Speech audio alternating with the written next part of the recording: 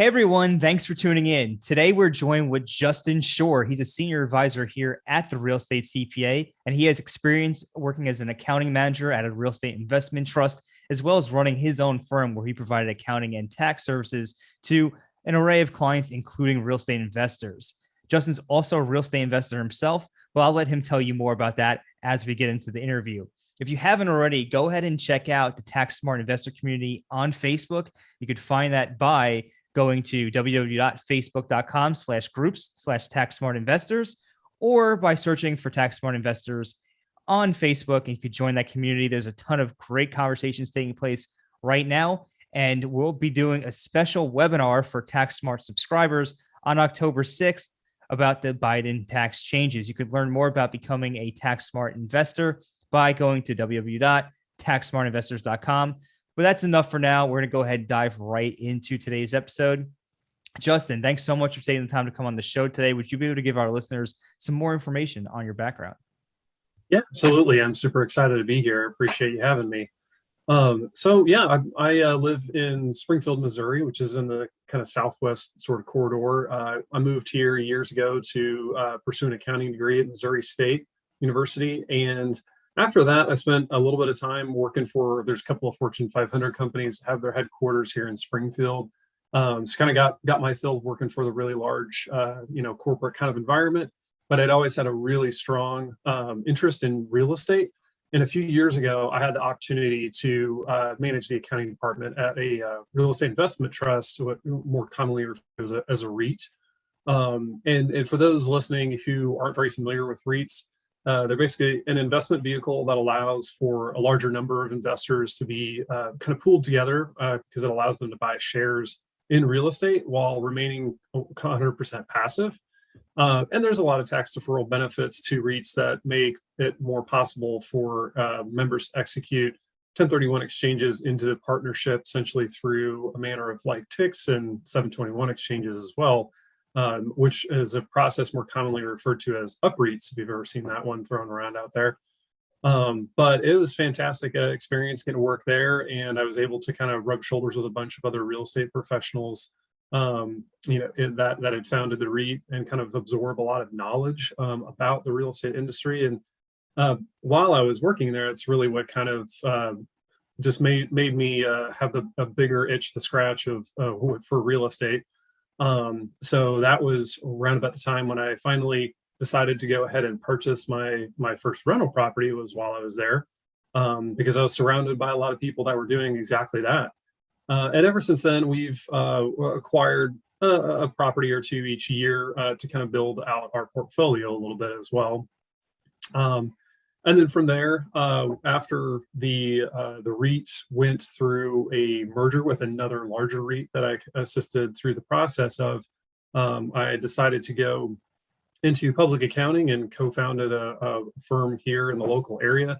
And we mostly worked with kind of small to mid-sized businesses. So I worked with a lot of different areas of tax and consulting, but I always had that big pull kind of pulling me back to real estate. So over the years there, I worked more and more with focusing on advising clients on how to use real estate and, to be able to harvest all of the tax benefits, as well as the wealth building strategies that a lot of you are familiar with. So that was really great, being able to spend time in that kind of public space and working face to face with clients to really provide them with those tax solutions and things. And then from there, after my partners and I had some differing ideas on which directions to take the firm, I went ahead and separated from that engagement and worked with a company that consulted primarily with physicians to help them build ambulatory surgery centers and operate them and manage them all over the country. And now, just recently, I've joined the guys here at the Real Estate CPA and I'm super excited to be able to do that because it's circling back to where my main passion is, which is real estate and tax planning. Awesome. So definitely want to dive into a little bit about your professional experience in helping real estate investors as well as your investing experience as well. So let's just kind of just start off with the investor side. So I noticed you said that you had a handful of rental properties. Kind of what does your portfolio look like today? Today we have a duplex, and we have 5 other single family rentals that are kind of spread around our local market. Nice, nice. And with when it comes to those properties, have you ever had any struggles or success stories you would want to share with the audience about operating, a portfolio of about 7 or so properties? Sure, absolutely. I would say initially, I think I went through what a lot of investors run into when they're first starting out too, is figuring out, should I hire a property management company or not? And when we just had our first 2 or 3, I was self-managing, trying to kind of save a little bit of money and things like that. And the first instance where I finally kind of that breaking point and said, okay, it's time to hire a property manager, was when I was on vacation in Colorado. I was snow skiing, and I literally had my gloves off and shoved underneath my armpit, standing on the side of the mountain, making phone calls to local plumbers because it was around Christmas time, and one of my tenants had called and said that their water heater had gone out. So that was the first time where I kind of threw my hands up in the air and said, okay, we need to do something about this. And we were looking at acquiring more units, so that kind of made sense. And then we dealt with a lot of the issues I think people were experiencing last year with COVID and whatnot. And we decided to go ahead and take management in-house again and do it here ourselves. Largely because our littles are in school now and we've got a little bit more time. And so I've actually been tasking my wife with a lot of the property management duties, so I can focus on the tax advising side of things. But yeah, we certainly had our fair share of ups and downs with the rentals, but probably the most notable one is we have a duplex that was my first big burr property, and I was not very confident about going into that because I'm not great on like the kind of improvement repair side of things as much as with some people that are really great at that. I wish I was better at that, but we went ahead and decided to purchase it because it was a great off-market deal that another investor had thrown my way. And the tenants were on a month-to-month leases. So we told them, we'll give you a couple months, but we want to renovate and improve this property. So we need you guys to go ahead and vacate. And apparently the sons of one of the tenants on the one side of the duplex were very upset with that determination. And a couple days after they moved out, one of them came back in the middle of the night and actually threw a Molotov cocktail in through the back window of the duplex in an attempt to burn it down. Luckily, one of the neighbors actually saw them do it, so we were in the clear as far as the fire marshal not thinking that we or anything like that. So that was a pretty wild experience, and it was also a good testament to how important it is to have good insurance. And it's one of those relationships that you definitely want to cultivate as a real estate investor. I definitely think that your tax advisor is really high up there, but then close second's gonna be get to know your insurance broker very, very well and ask them a lot of questions, just like you ask us a lot of questions. So that was pretty crazy. Luckily, things ended up working out fairly well because we were planning on renovating it anyways, and we were able to use a lot of insurance proceeds to be able to fund a little bit extra project type items on that when we put it all back together. So that was crazy, but fun. Hey, definitely an interesting experience. Like, it's one of those nightmare experiences that people have. And it's funny when you on the property management side, another experience I think people, are always dread is, it's the toilets at 2 a.m. in the morning. Someone's calling and asking for a plumber for you. You were on a vacation trying to have a good time. You're on the mountain, skiing, and meanwhile you have to stop what you're doing. You take and start calling plumbers, trying to put out those fires, if you will, for your tenants. When you did get property management, how did your experience with property management go? Because I know you said you took it back in house, but while you had property management, did it work out all right? Or, is any tips you could share there, given your experience, using third-party property management? Yeah, it went pretty well. I actually had known the person who ran the property management company from earlier years when I was working at the REIT as well. So I kind of built a little bit of a professional relationship with her prior to engaging their services. But I think that being able to set really knowing what you want, setting clear expectations with the property manager went a long ways, as far as being able to figure out what kind of deliverables that we could get from them. Because I'm a very detail-oriented person, being an accountant. So I wanted to know that I could get all the information from their property management statements that I could.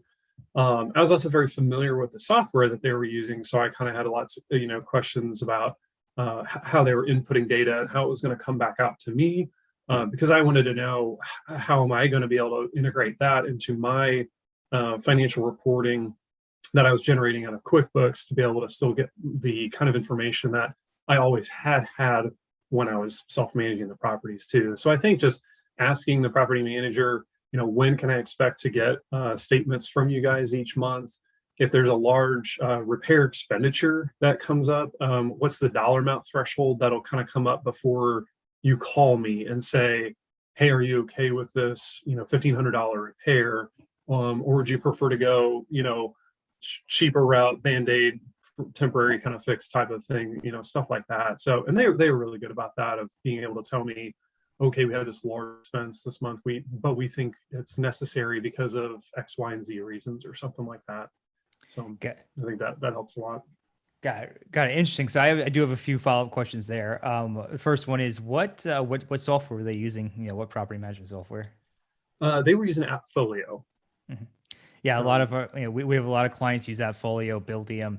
And one of the things that one of the things that some of our clients, some of the people we talk to, some of the investors, is there's a disconnect between what the property manager is doing versus in terms of accounting and the reports you get from the property manager versus how it connects to the to what you do as to what like an investor needs to have ready for tax filing, to make tax filing a very seamless process. Would you be able to kind of discuss a little bit about what the property manager does versus what is needed to kind of bring it all together? Yeah, absolutely. So the property manager largely, is handling the day-to-day activity at the properties, but they're completely outside of what's kind of more like on the investor side. So things like repairs and maintenance expenses, collecting the rents, collecting security deposits, potentially refunding portions of security deposits when you have move outs and things like that. And of course, charging like their leasing fees and their management fees. All those types of things are going to be present on the property management statement. But effectively, everything that that I'm doing as the investor, that's outside of managing of the property, is going to all be housed on on my system, whether it's spreadsheets or an accounting software or something like Stessa or QuickBooks. And those are going to be things like paying for the property insurance, the property taxes, all of the mortgage payments, any of the other types of cash flow that's happening outside of property management, like if we're having owner contributions or anything like that that are coming into the property bank account to fund new acquisitions or capital projects, things of that nature. So yeah, the challenge sometimes becomes marrying those two systems together, of what the property management side of the story is with the investor side. Yeah, I got it. So what I'm hearing is that property management statements is not the end of the line in terms of bookkeeping and accounting. There's another step, another layer that investors have to go through. Exactly. Yeah. What I'll always tell my clients in the past is it's maybe a little more than half the story, but it's not everything that's going on with with your company books by any means. Yeah, no, absolutely. So, we here at the Real Estate CPA, we do have a service where we can help you, for anybody who's listening, if you're ever interested, help you kind of set up a QuickBooks Online account, kind of bridge the gap between what your accountant's providing you, excuse me, not your accountant, your property manager is providing you, and what you'll ultimately need to get the full picture of your rental portfolio, as well as kind of make streamline tax filing for you, having tax ready financials. So if you're ever interested in something like that, you can go ahead and explore the Real Estate CPA website to get additional details. But kind of going back along the lines of property management, what made you take it back in-house again? During the COVID outbreak, things kind of shuttered a little bit, I think, here and there for everybody. And, all of our lenders were actually really, really helpful at working with us and as far as like figuring out, if we could do any kind of, abatements or delays or extensions and things like that on our loans and whatnot. But it seemed to me that I think it made sense probably that the property manager was overwhelmed a little bit with all of the additional workload that was coming up because of COVID. There was just way more, I think, probably resident contact and things like that going on because they were trying to figure out how do we manage all these, collection type situations and stuff like that. So and we had a handful of tenants like during that time period that weren't paying, and so it was kind of a two-pronged part where we just wanted to get better eyes and ears on what was going on at the property level to make sure that that we were just apprised of everything in real time of what was going on, but also we started to become a little bit concerned with just the actual the resident experience too. If they were getting longer and longer delays on things like maintenance calls and stuff like that, we felt like that was going to kind of start chipping away at kind of our residents' morale, and which of course is going to make them want to move, which causes more turns and more expenses and things like that. So we decided to kind of take charge of that situation and control it a little bit more. And then also with our littles getting a little bit bigger and being in school, my wife had a lot more time to be able to handle some of the property management activities, and that's been something that we've talked a lot about as far as like getting her more involved with our real estate holdings, since my full-time gig is being a tax advisor.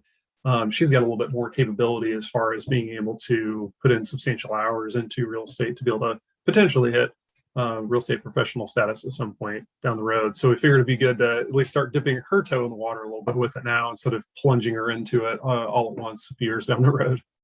All right, perfect. This is a natural segue because the next question would be what the strategies you use to minimize your portfolio. So kind of, we everybody knows who listens to this podcast, the real estate professional status allows you to take losses from your rental properties essentially and take them against your W-2 income or your other active business income that you may have.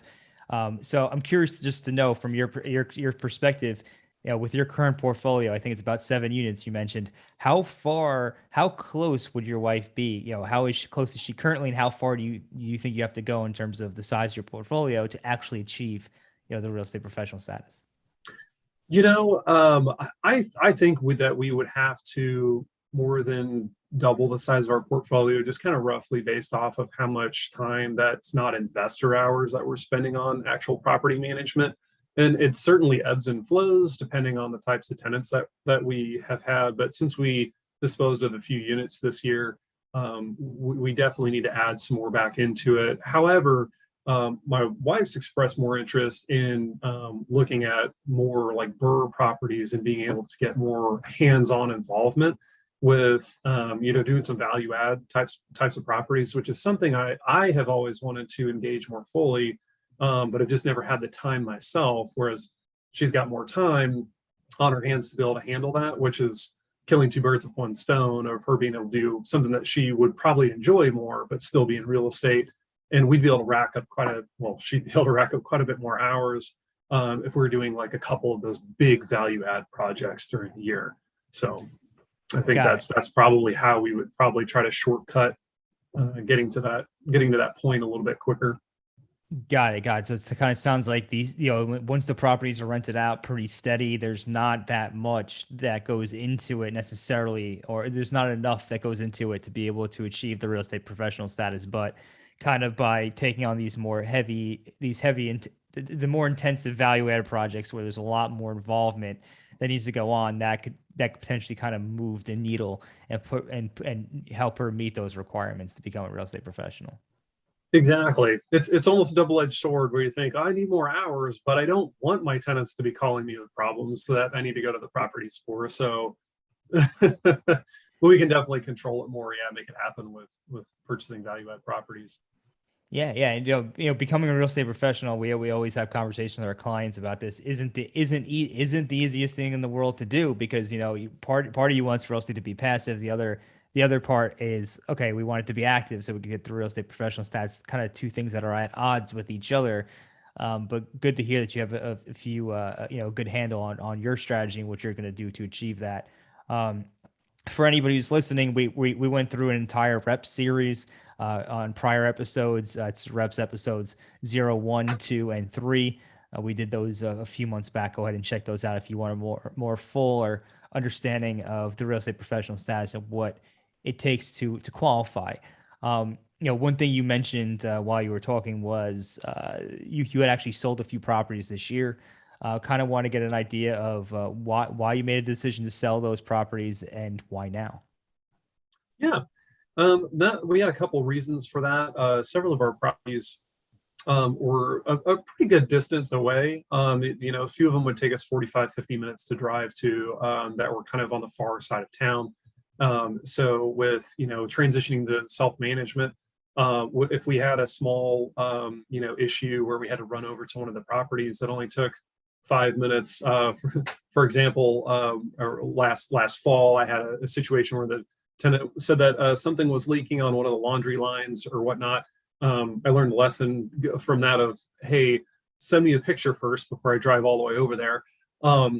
But I drove all the way out, and it took just a few turns with a set of pliers or whatnot to kind of tighten that down and then leave. So a 3 to 4 minute kind of fix ended up taking 2 hours out of my day just for the driving to and from. So we were looking to divest of some of those properties that were further away, just so that we'd be able to acquire some that are closer by, so they're a little bit more reasonable to manage ourselves, and also save obviously some of the expenses involved with traveling that far to them.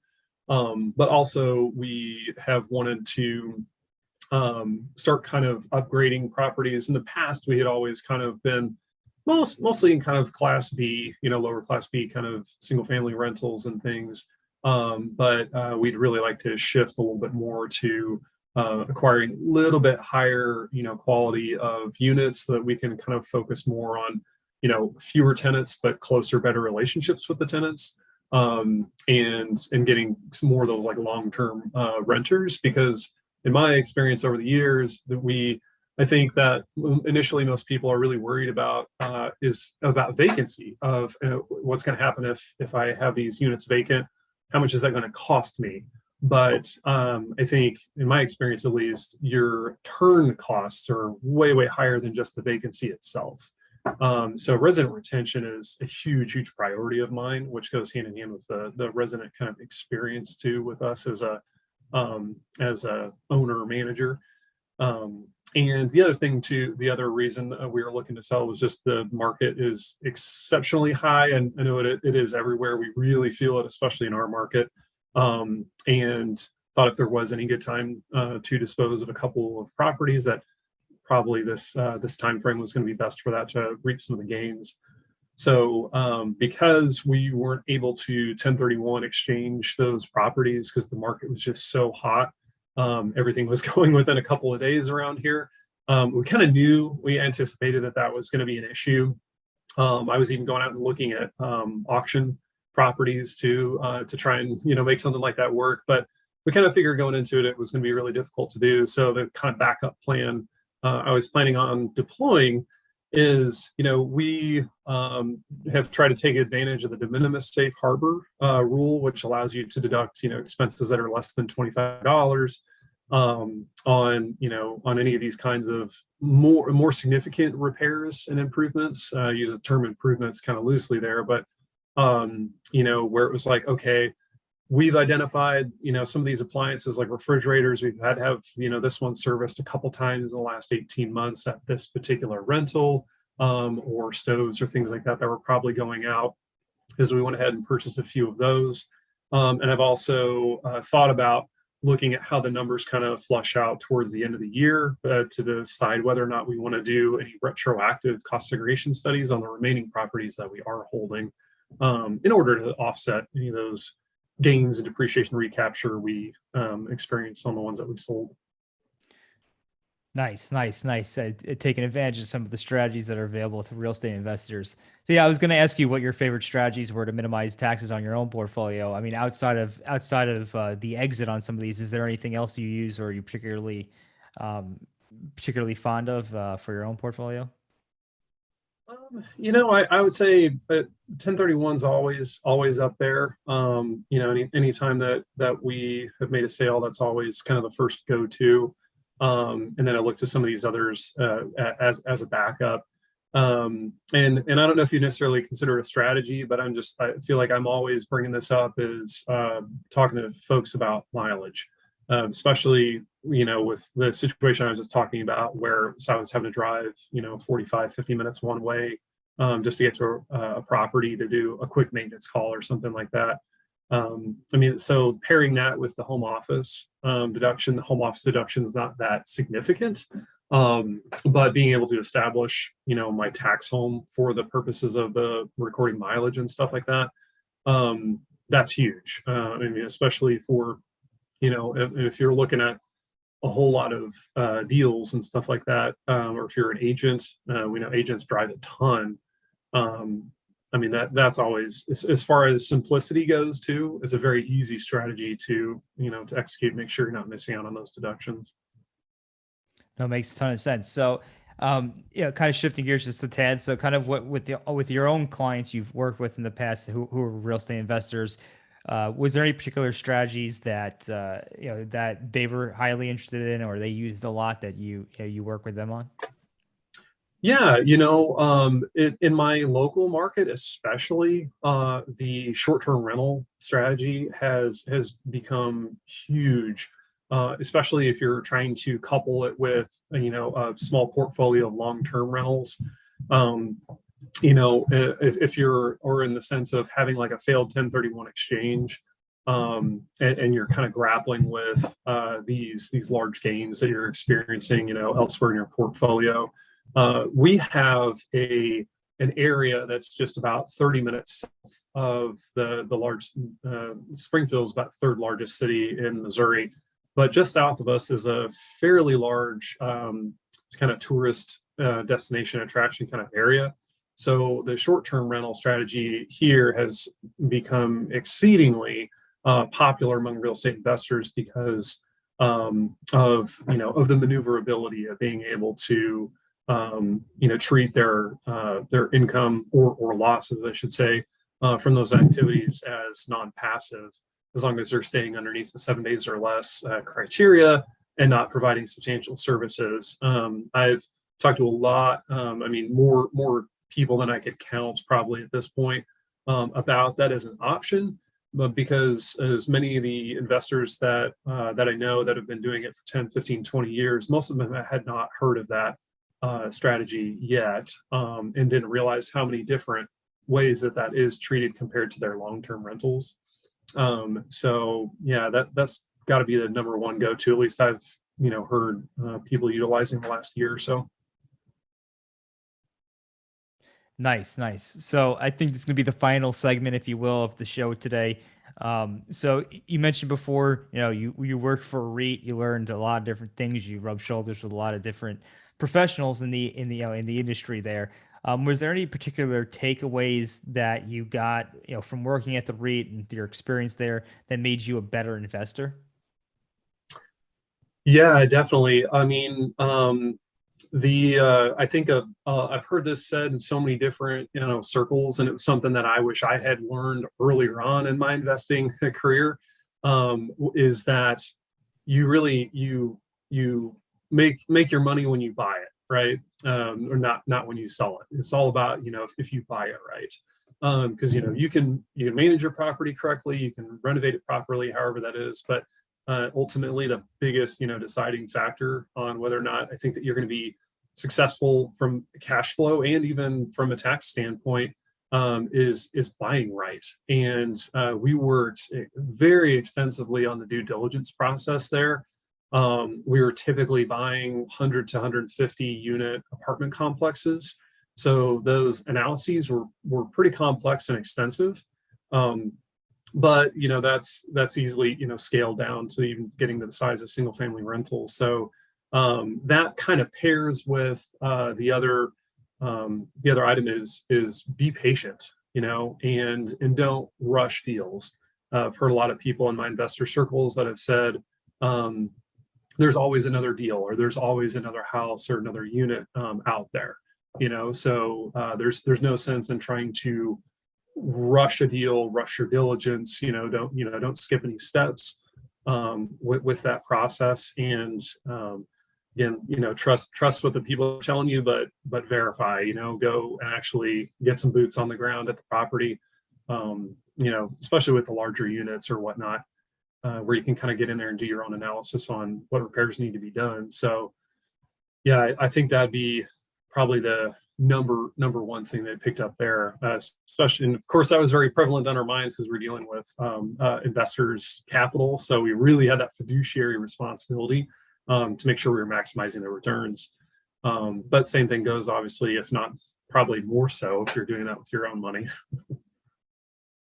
No, of course, definitely due diligence is key, in buying right. If you read any books, listen to any podcasts on buying investment real estate, it's always, buying the property right, not falling in love with the property and overpaying for it because you have to get a deal done. And putting yourself, getting yourself in the property at the right price is going to be key to, to maximizing your overall investment return. So, good to hear that was a great takeaway there. Any other takeaways from the REIT on the investment side? Any other takeaways from the REIT?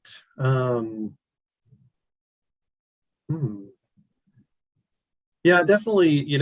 I would say talking to, a tax advisor and potentially also just getting a strong legal advice on that to be able to analyze the private placement memorandums and really getting an idea for the scope of what that REIT is going to do. I can tell you, the one that I worked at had a very, very specific scope as far as what they would do with the investors' funds, what types of properties they would seek out, even kind of the geographic areas that they were in. So those can get very, very specific. But they can also be kind of general to allow the management group more flexibility and whatnot too. So there's a lot that are out there. So I think being able to get some good advice on what exactly is this thing saying that they're going to do with my money is pretty important. But I thought that they had a very good scope laid out in the PPM that really designated exactly what territories and areas that we were going to even invest in. So, if there's something that is, if you have a market in mind, or you're looking at diversifying your portfolio because maybe you live on the East Coast, but you really want to invest the West Coast, or, in the Rockies or something like that, is keep an eye out for something that aligns with your interests. And you can find that by really picking through the offer documents.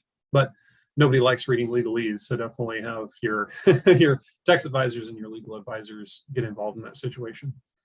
Yeah, no, that is great advice, and I think that goes for anybody out there who's kind of investing in syndicates, or really to an extent a fund, even though it's not structured like a REIT. There's still generally going to be a PPM with those agreements. There's going to be certain criterias and stipulations as to what the group is allowed to acquire. Because, for example, if you're investing in a blind pool fund, for example, I mean, you're relying on the manager's expertise, the sponsors, to go ahead and make those acquisition decisions on your behalf. So you just kind of want to make sure that you know what you're getting into before you go ahead and make that investment. So I thought that was great advice. Last question, and probably coming up on the last question here, in terms of the REIT, on the accounting and tax side, you ran the entire accounting and tax, the entire accounting department, excuse me. Was there anything specific that you took away that made you better accounting and tax professional from being on, from that experience? Yeah, definitely. I had the pleasure of working with a lot of different property management companies because we of course outsource property management to local property managers, and just being able to kind of get to see how a lot of different managers liked to do things. As far as like how they were booking things in the software, or even just what softwares they liked to use, and figuring out what some of the pros and cons were between those different sets of software. but that really, it opened my mind quite a bit more to like, okay, what's important to them, what do they need, what kind of tools are they using to kind of get the job done, and which things are less important to them. Because if I'm identifying some of those things that are very important to me, though, is I want to make sure that I'm asking those questions of the property managers, just kind of knowing that they're going to look at things a little bit differently from a management company perspective than they are the investor perspective. So I think that I got a good insight into how a lot of the different property managers kind of like to operate. So that was really great. And then figuring out how to combine all of that data into one system. Had a lot of fun challenges with that. But yeah, it was pretty great. Awesome. Well, thanks so much for coming on the show today. Looking forward to getting it out there. And I'm sure that there'll be a lot of our investors, a lot of our listeners going to get a lot of value out of it. Yeah, awesome. Thanks for having me on.